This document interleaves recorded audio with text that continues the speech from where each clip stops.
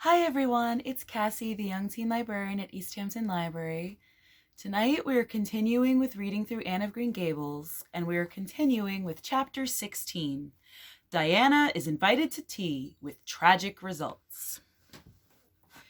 October was a beautiful month at Green Gables, when the birches in the hollow turned as golden as sunshine, and the maples behind the orchard were royal crimson, and the wild cherry trees along the lane put on the loveliest shades of dark red and bronzy green, while the fields sunned themselves in aftermaths. Anne reveled in the world of color about her. "Oh, Marilla," she exclaimed one Saturday morning, coming dancing in with her arms full of gorgeous boughs. "I'm so glad I live in a world where there are Octobers. It would be terrible if we just skipped from September to November, wouldn't it? Look at these maple branches. Don't they give you a thrill? Several thrills? I'm going to decorate my room with them." "Messy things," said Marilla, whose aesthetic sense was not noticeably developed. "You clutter up your room entirely too much with out-of-doors stuff, Anne. Bedrooms were made to sleep in." "Oh, and dream in too, Marilla. And you know, one can dream so much better in a room where there are pretty things. I'm going to put these boughs in the old blue jug and set them on my table." "Mind you don't drop the leaves all over the stairs then. I'm going to a meeting of the Aid Society at Carmody this afternoon, Anne, and I won't likely be home before dark. You'll have to get Matthew and Jerry their supper, so mind you don't forget to put the tea to draw until you sit down at the table as you did last time." "It was dreadful of me to forget," said Anne apologetically. "But that was the afternoon I was trying to think of a name for Violet Vale, and it crowded other things out. Matthew was so good. He never scolded a bit. He put the tea down himself and said we could wait a while as well as not. And I told him a lovely fairy story while we were waiting, so he didn't find the time long at all." "It was a beautiful fairy story, Marilla. I forgot the end of it, so I made up an end for it myself, and Matthew said he couldn't tell where the join came in." "Matthew would think it all right, Anne, if you took a notion to get up and have dinner in the middle of the night. But you keep your wits about you this time. And I don't really know if I'm doing right. It may make you more addlepated than ever, but you can ask Diana to come over and spend the afternoon with you and have tea here." "Oh, Marilla!" Anne clasped her hands. "How perfectly lovely! You are able to imagine things after all, or else you'd never have understood how I've longed for that very thing. It will seem so nice and grown-uppish. No fear of my forgetting to put the tea to draw when I have company. Oh, Marilla, can I use the rosebud spray tea set?" "No, indeed." "The rosebud tea set. Well, what next? You know, I never use that except for the minister or the aides. You'll put down the old brown tea set. But you can open the little yellow crock of cherry preserves. It's time it was being used anyhow. I believe it's beginning to work. And you can cut some fruit cake and have some of the cookies and snaps." "I can just imagine myself sitting down at the head of the table and pouring out the tea," said Anne, shutting her eyes ecstatically, "and asking Diana if she takes sugar. I know she doesn't, but of course I'll ask her just as if I didn't know. And then pressing her to take another piece of fruitcake and another helping of preserves. Oh, Marilla, it's a wonderful sensation just to think of it. Can I take her into the spare room to take off her hat when she comes, and then into the parlor to sit?" "No, the sitting room will do for you and your company. But there's a bottle half full of raspberry cordial that was left over from the church social the other night.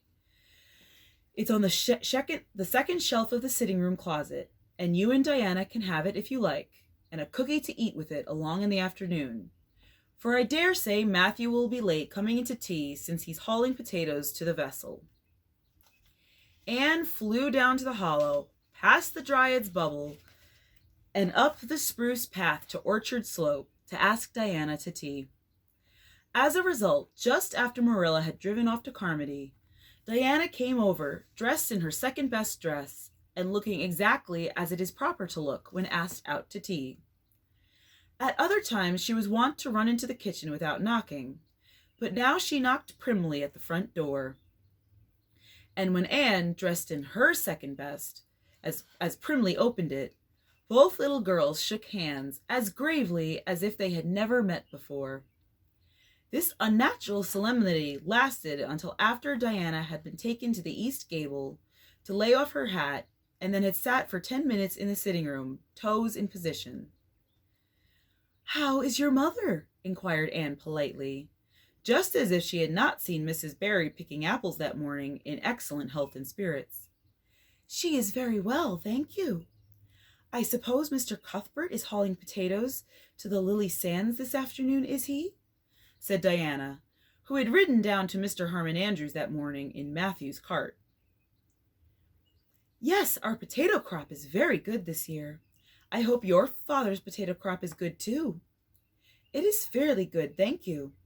Have you picked many of your apples yet?"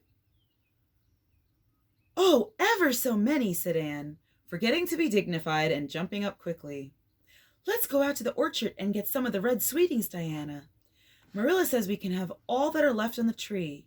Marilla is a very generous woman. She said we could have fruit cake and cherry preserves for tea. But it isn't good manners to tell your company what you are going to give them to eat, so I won't tell you what she said we could have to drink. Only it begins with an R and a C, and it's a bright red color. I love bright red drinks, don't you? They taste twice as good as any other color." The orchard, with its great sweeping boughs that bent to the ground with fruit, proved so delightful that the little girls spent most of the afternoon in it, sitting in a grassy corner where the frost had spared the green, and the mellow autumn sunshine lingered warmly, eating apples and talking as hard as they could. Diana had much to tell Anne of what went on in school. She had to sit with Gertie Pye, and she hated it. Gertie squeaked her pencil all the time, and it just made her, Diana's, blood run cold. Ruby Gillis had charmed all her warts away, true as you live, with a magic pebble that old Mary Joe from the creek gave her. You had to rub the warts with the pebble and then throw it away over your left shoulder at the time of the new moon, and the warts would all go. Charlie Sloane's name was written up with M. White's on the porch wall, and M. White was awful mad about it. Sam Bolter had sassed Mr. Phillips in class, and Mr. Phillips whipped him, and Sam's father came down to the school and dared Mr. Phillips to lay a hand on one of his children again, and Mattie Andrews had a new red hood and a blue crossover with tassels on it, and the airs she put on about it were perfectly sickening.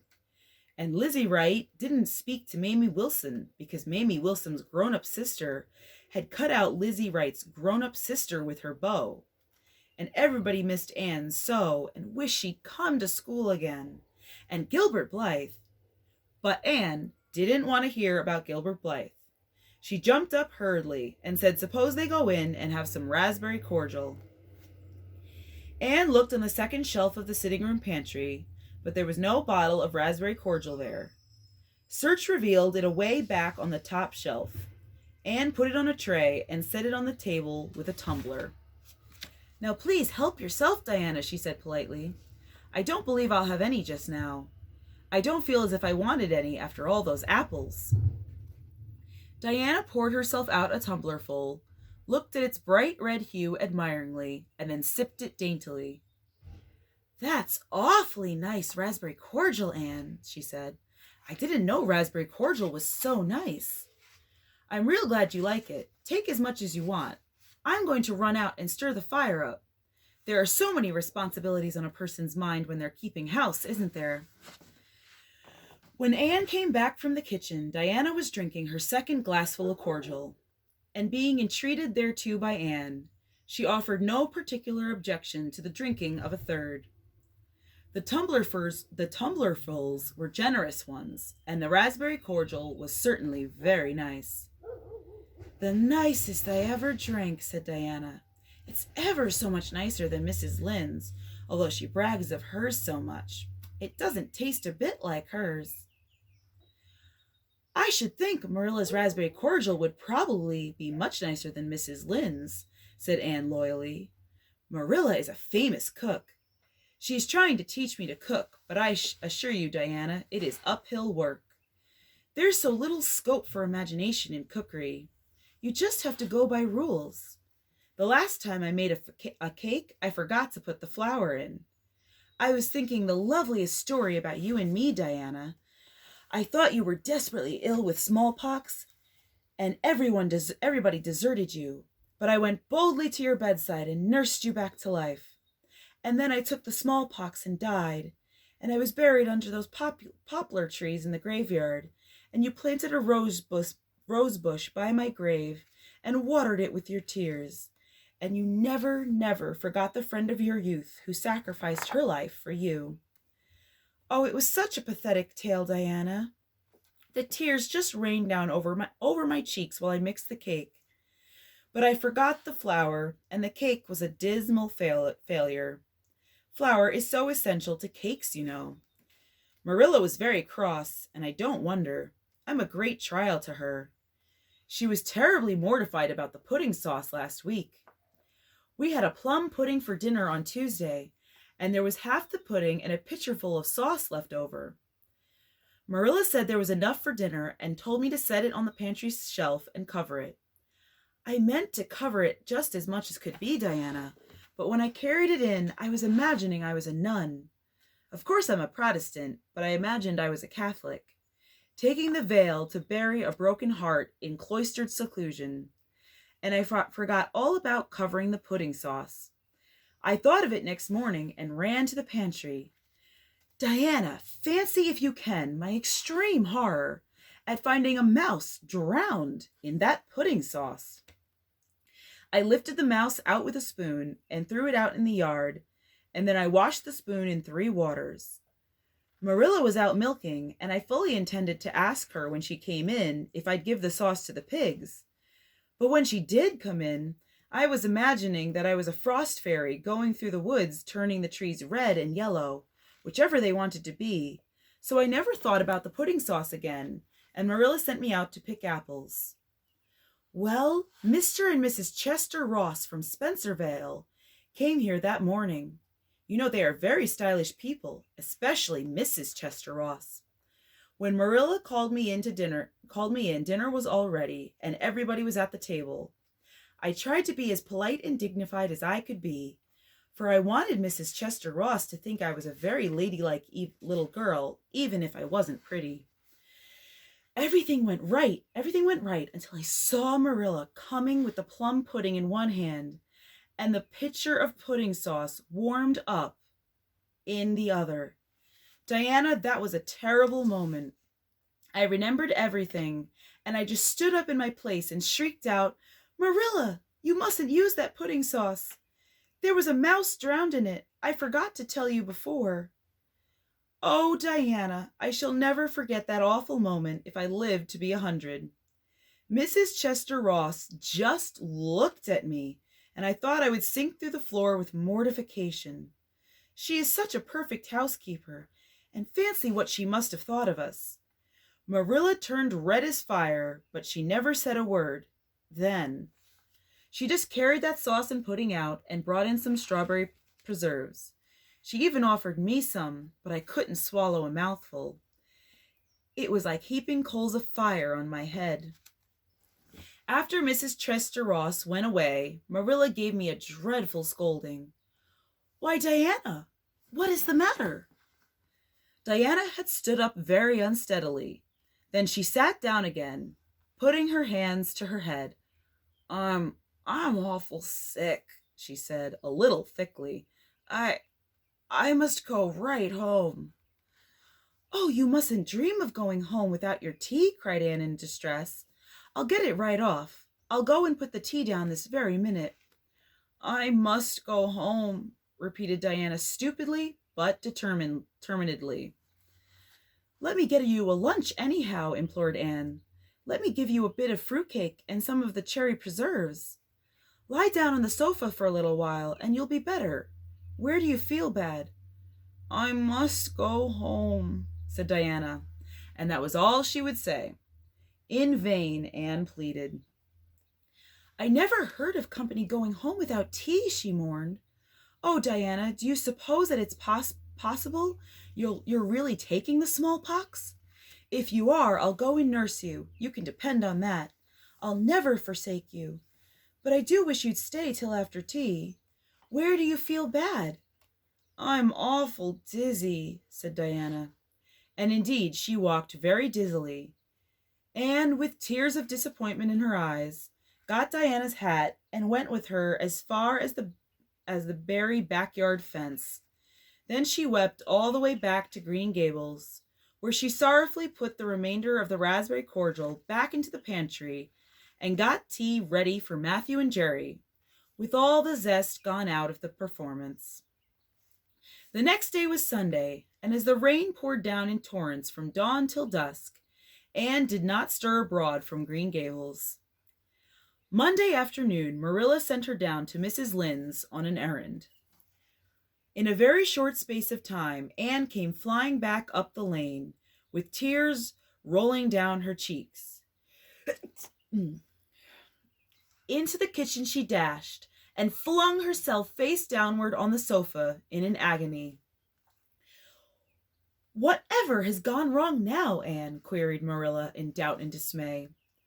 "I do hope you haven't gone and been saucy to Mrs. Lynde again." No answer from Anne save more tears and stormier sobs. "Anne Shirley, when I ask you a question, I want to be answered. Sit right up this very minute and tell me what you were crying about." Anne sat up, tragedy personified. "Mrs. Lynde was up to see Mrs. Barry today, and Mrs. Barry was in an awful state," she wailed. "She says that I set Diana drunk Saturday and sent her home in a disgraceful condition. And she says I must be a thoroughly bad, wicked little girl, and she's never going to let Diana play with me again. Oh, Marilla, I'm just overcome with woe." Marilla stared in blank amazement. "Set Diana drunk?" she said when she found her voice. "Anne, are you or Mrs. Barry crazy? What on earth did you give her?" "Not a thing but raspberry cordial," sobbed Anne. "I never thought raspberry cordial would set people drunk, Marilla. Not even if they drank 3 big tumblerfuls as Diana did. Oh, it sounds so like Mrs. Thomas's husband. But I didn't mean to set her drunk." "Drunk fiddlesticks," said Marilla, marching to the sitting room pantry. There on the shelf was a bottle which she at once recognized as one containing some of her 3-year-old homemade currant wine, for which she was celebrated in Avonlea, although certain of the stricter sort, Mrs. Barry among them, disapproved strongly of it. And at the same time Marilla recollected that she had put the bottle of raspberry cordial down in the cellar instead of in the pantry, as she had told Anne. She went back to the kitchen with the wine bottle in her hand. Her face was twitching in spite of herself. "Anne, you certainly have a genius for getting into trouble. You went and gave Diana currant wine instead of raspberry cordial. Didn't you know the difference yourself?" "I never tasted it," said Anne. "I thought it was the cordial. I meant to be so hospitable. Diana got awfully sick and had to go home. Mrs. Barry told Mrs. Lynde she was simply dead drunk. She just laughed silly-like when her mother asked her what was the matter, and went to sleep and slept for hours.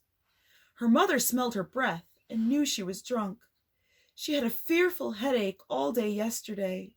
Mrs. Barry is so indignant. She will never believe but what I did it on purpose."